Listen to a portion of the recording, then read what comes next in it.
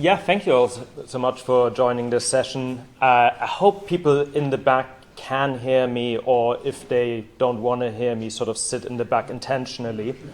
But I'll be speaking about an article that I wrote last year for a publication by Marc-Andre Argentino and Amara Singham, which the last couple of times we've met, I've been told, is going to be published at some point. And going to the publisher in 2 weeks. But no, so this is going to be about Telegram, but it's about a specific subset of Telegram that I at some point became very interested with, that explicitly self-identifies as Telegram, as the Christian subgroup of Telegram or Christgram.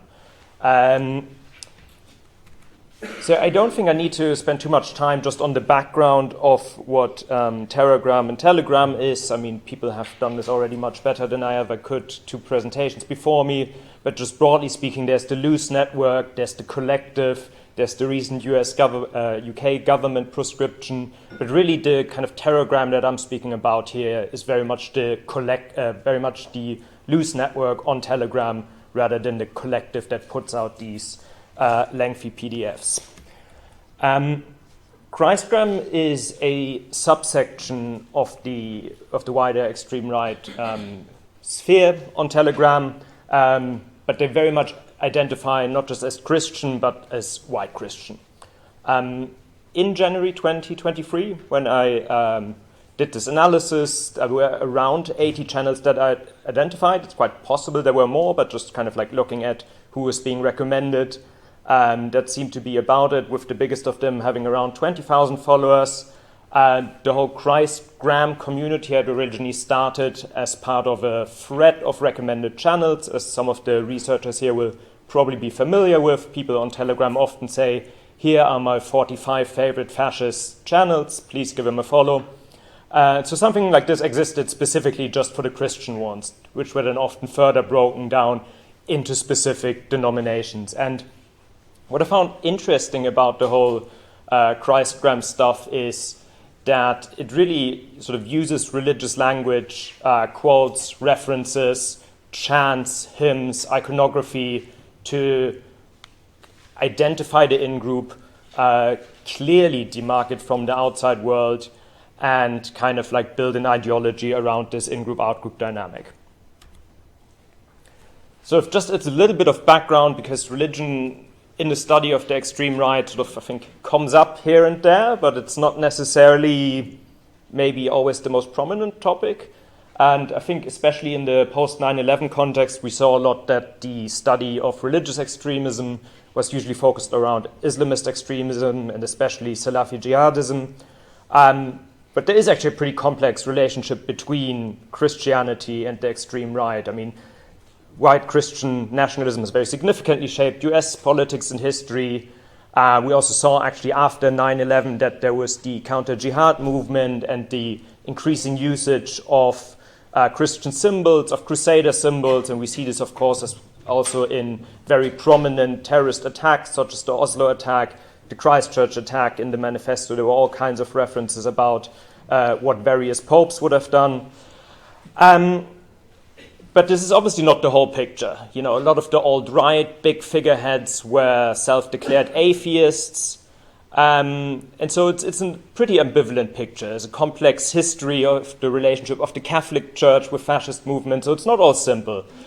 But over the past few years, really, I think what I've become very interested in is this renewed interest on bits of the extreme right, especially though not exclusively in the US, in previously quite fringe concepts like Christian nationalism and even Catholic integralism, which really was quite dormant previously. And so this is kind of how I got to looking into Christgram and sort of how religion is used within these channels. And I mean, you know, I don't feel too sorry for these people, but they have a big dilemma actually with Christianity, because they are wondering, like, how do we deal with all this universalist nonsense that seems to pop up all around it? I mean, the title of my presentation is Hate Your Enemies. That's, of course, not the original Bible quote. And some of them really reckon with the fact, like, how can we draw on Christianity and how can we draw on religion? How can we draw on its power to create a strong identity for white people when it really doesn't seem to be very suitable with its message of equality of all humans before God to a racial movement that is for a particular tribe of people, for a particular set of people. And so you see a lot of stuff here, especially in kind of Christian identity channels about race and religion being inseparable, but you also see some stuff where people are quite reviling Christgram and are saying, like, why on earth are you drawing on Christianity? It's clearly not for us. This is an anti-white universalist theology. This is woke nonsense. Jesus would have been like a kind of anarcho-syndicalist in the Roman Empire. And so it's a real dilemma for them for how to reconcile this. Within Christgram, there's quite a lot of subgroups as well, because what would be like a good extreme right community on Telegram if there wasn't a lot of infighting? So I've identified Christian identity channels with, again, some of the people from the US may be more familiar with, people who believe that white people are the descendants of the tribes of Israel, and that Jews are essentially imposters, a bit similar to Black Hebrew Israelites, but for white people. There's a lot of Catholic channels, again, often kind of mixing different elements of Catholic traditionalism and integralism. There's some Orthodox channels, which then also often develop some interest into the regions of the world where that's presents a bigger share of Christianity. Quite a lot of Protestant channels, and then what I would describe as just cross-denominational ones, sort of where they also often will emphasize, no infighting between us. Let's focus on all our non-white, non-Christian enemies before we fight too much amongst each other. You see, as on the rest of Telegram and the broader extreme right ecosystem on Telegram, a lot of violent rhetoric. There's the idea being propagated pretty constantly that Christian men need to physically prepare, stock up with arms to fight for the survival of their faith, for the survival of their race, to prepare for potential religious and racial holy war. There's some instances of calls for violence, usually more non-specific. I hadn't identified as many posts that really identified specific individuals or provided instructional material to target people, but calls for violence against LGBT people, blasphemers, pornographers, abortion clinic doctors, and journalists. But beyond that, there's also a lot of interest into aesthetics and the kind of ideal of how things should look.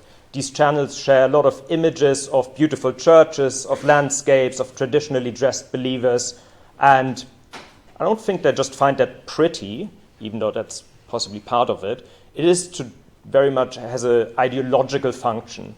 It's meant to serve as the contrast with the decadent, modern, liberal world, which they want to be nothing like.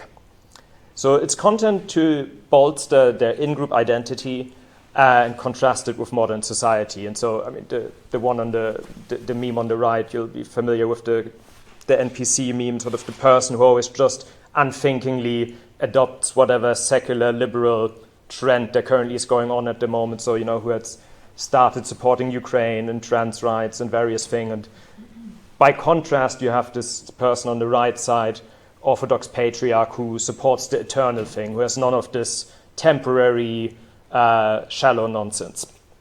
And what's also very interesting is that many of these channels get pretty niche, I would say. They'll debate theological debates about the nature of the Trinity that were really largely resolved in much of mainstream Christianity about 1600 years ago, and combine them with memes, pop culture, and different things, which tells you that there's some intellectual curiosity in all this abyss of hatred and promotion for violence. There's a lot of narratives as well around historical grievances. You'll see kind of an admiration for certain saints figures, so quite similar to how broader Telegram will admire the Christchurch shooter, will admire various of the people that followed him, Halle, Buffalo, and so on. Where you see here more is like specific people associated with Christianity, so Codrianu, the White Army in Russia, counter-revolutionaries in French Revolution France who sort of, fought on the right side that wanted to defeat the Jacobins. And there's also then a lot of grievances around wanting to reconquer territory that were previously Christian. So a little bit like how some Islamist extremists want to reconquer Andalusia. There's a lot of people here who want to recapture Jerusalem, want to recapture Constantinople, and have all the territories that used to be Christian. So in terms of the takeaways from this, this is very much a case study of a niche community within a niche community, so I'm not saying that this is the biggest thing that you need to worry about, but I think it's interesting because the religious dimensions of extreme right movements are often being overlooked. It sometimes seems just a bit weird, a bit out there. And obviously a lot of extreme right groups also are more secularly focused. But I think we're quite clearly seeing a renewed interest into more traditionalist forms of Christianity, much beyond Christgram. It's a bigger societal phenomenon.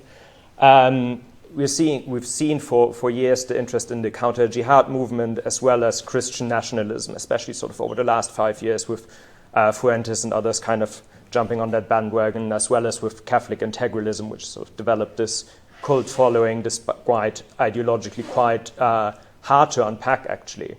And while it's a little bit hard to say whether or not this is just a short-term trend at this stage, or just something that, the avant-garde of this movement, the people most active on Telegram channels and who are the most intellectually curious, and so something that they will get interested in, but then, will lose interest as soon as something better comes along. I think this will need study, but I think what you definitely see is that this is quite a powerful tool for white Christian extremist communities to create their own identity, to draw on something that seems really strong, really traditional, also really old, and therefore like something that's better than secular liberalism, better than modernity, and something that could provide an identity for white people in what they see as an existential struggle against outsiders. And so with that, I will leave it to questions.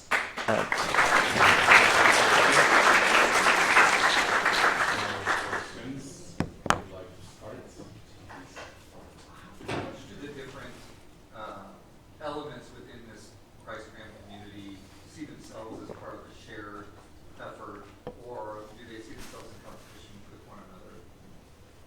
Should we gather first, or should I respond directly? No, it's a bit of both for sure. The Christgram sort of did view themselves as a community, and this was sort of originally grew out of some of these threads that specifically thought of it as Christgram. But there was then a lot of infighting within it. So, it's a bit of both. There's definitely was a sense that there is such a thing as Christgram, that there is such a thing as an explicit Christian sub-community, which then is further divided again into Catholics, Orthodox, Christian identity. Even Christian identity is further subdivided into a couple different groups. And so these things sort of drifted apart. But there is definitely a community. This is not just extreme right people on Telegram that also identify as Christian. It's a bit more than that, a bit more cohesive.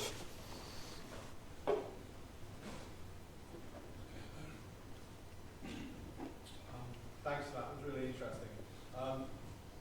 Obviously, Christianity has been quite controversial in some aspects of the extreme right. I'm thinking back to Fascist Forge, for example, and then the whole Satanism thing, and then we've got heathenry on the other side.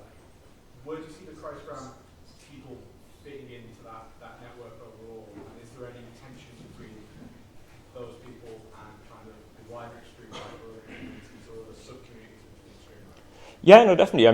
They view some of the sort of non-Christian extreme right people as entirely sort of degenerate, essentially. As many of these people view each other as degenerates, but it's definitely also, to some extent, something by which they draw a line between themselves and sort of non-Christian terrorgrammers and people who are into neo-Nazi Satanism. And so they would think as sort of just people who've drifted completely off the path and who need a more, a stronger, more serious, more traditionally rooted identity rather than getting into Satanism and just interest in gore for its own sake. Yes. I was curious if Christgram has produced any long-form propaganda similar to acceleration when we do it for the gram, or just this? No. So there's no like shared documents or kind of like shared propaganda that would have been. I mean, there's that I'm aware of, no coordinating authority or even a collective of people that publish things together. It has much more of a network character. Just one final question. I was interested because there's kind of a bit of an in terms of just starting in terms of recruitment activities they do. Because there seems to be an overlap here, especially with like counter-jihad ideology, particularly the reconquering or like identitarian movements. Are they quite kind of insular at the moment in terms of building their own in-group identity? Have you seen any concerning trends in terms of recruitment as well? Not so much outside of Telegram. I mean, I would say it is primarily an on-platform phenomenon. You have things on other platforms like Discord and so. You definitely find very similar and even more servers that are even more close to the outside, just based on the nature and questionnaires you have to go through to enter different Discord servers.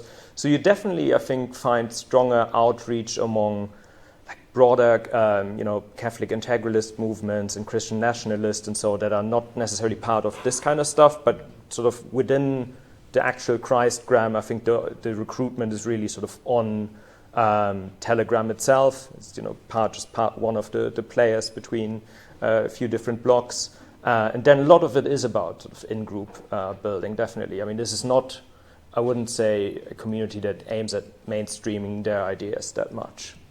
I think we'll end it there. Thanks again.